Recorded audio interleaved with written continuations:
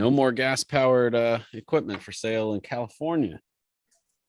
And there's obviously been a lot of movement in the battery-operated lawnmower game over the last year or two. So where do we think that this is gonna stack up? I mean, obviously it's gonna, it says sales. I wonder, I'd like to see what the law actually says. If anybody in the live chat has read it or knows any more, I'd be interested to hear, or you guys. Are they going to ban the use of, existing equipment? Or is it that they're not going to sell anything new and let that stuff kind of become obsolete and phase out, over time? I mean, what is the impact going to be for the industry, for landscapers? I mean, homeowners too, but what is the impact going to be kind of like long ranging on landscapers, on golf courses, on parks, and on homeowners? I mean, that's nuts. Yeah.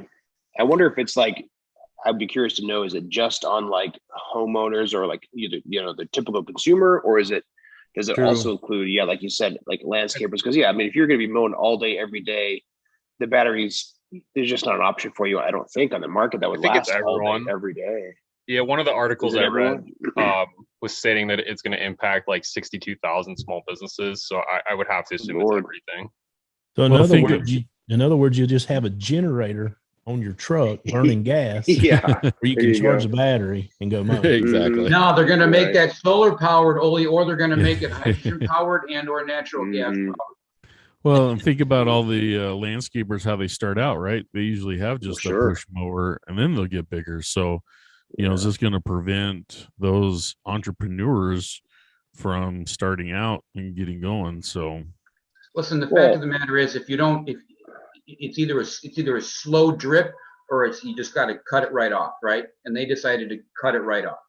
So, I mean, they usually lead the nation and or the world in the decisions that they make, whether it's whatever it is. California leads the way.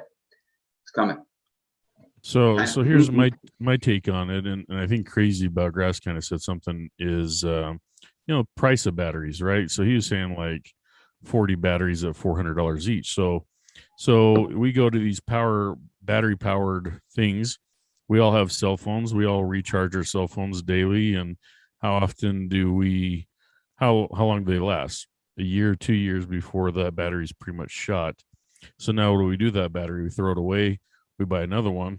So now we're creating waste, and we're having to repurchase batteries over and over again.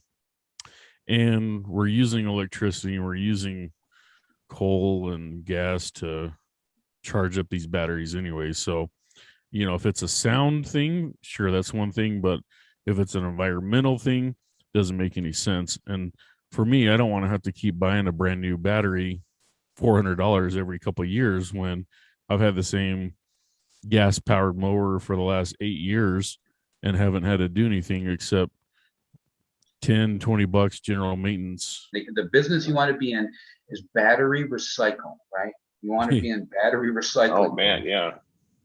And then, is that equipment, or is, we talked just a second ago, you mentioned it about the docking system, right? Like maybe all the batteries are made by one place, but the docking system is different, tool to tool to tool. Olee had a great point. How are you going to charge all those batteries? You have a truck that drives around and just has battery stations on it, and we need it over here on 911. Get that generator out. Legislators and the people who write the laws, they don't think about this stuff, and that's where lobbyists come in. That's where, unfortunately, lobbying is always frowned upon. But it's situations like this where green industry needs lobbyists to tell these people, "Are you doing? You're killing us over here with these, But what are you going to do? Not cheat ourselves here, right? Extracting that nickel from the ground and wherever it is not a pretty sight, right? Not pretty. And it's only going to get worse because the whole world is going to be running on batteries in the next 20 or 30 years. So you go from one nasty thing to a next nasty thing, and that's just what we have right now. Nasty options.